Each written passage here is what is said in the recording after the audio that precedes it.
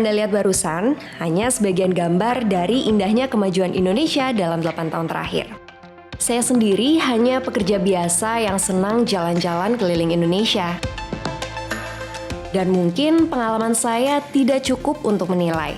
Tapi, melihat dan mengalami semua perubahan ini, saya jadi berpikir, kita bisa mengejar ketertinggalan dari negara lain. Semua ini karena permainan gas dan rem yang handal, navigasi yang luar biasa, serta semangat membaca kondisi. Infrastruktur besar-besaran yang dibangun bukan tanpa alasan. Sebenarnya itu untuk mengejar ketertinggalan. Memang infrastruktur tidak bisa dimakan. Tapi saya bisa merasakan pembangunan ini membuat saya menjadi percaya diri sebagai pemuda Indonesia. Transportasi massal diperbanyak dan dibenahi. Kendaraan listrik mulai digunakan. Kita didorong untuk ikut menjaga lingkungan dan melestarikan bumi.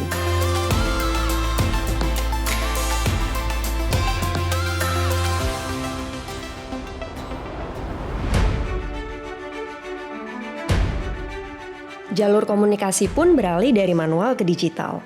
Dengan gadget apapun, sekarang kita bisa tahu apapun, bisa belajar dimanapun, bisa meeting dengan siapapun, dan bisa berjualan kapanpun.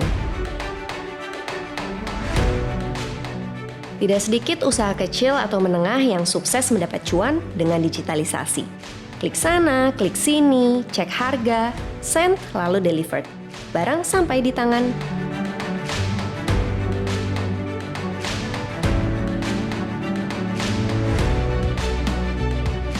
Bukan hanya itu, pariwisata bergerak menawarkan sajian kuliner khas daerah. Belum lagi keragaman budaya yang jadi sasaran turis berkamera, macam saya ini.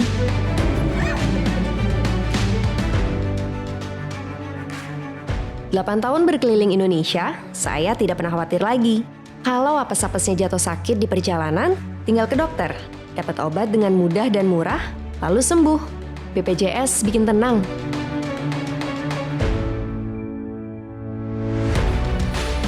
Oh iya, pernah suatu hari ketika saya masuk ke sebuah warung, ada beberapa pengunjung sedang membicarakan betapa bangganya menjadi orang Indonesia.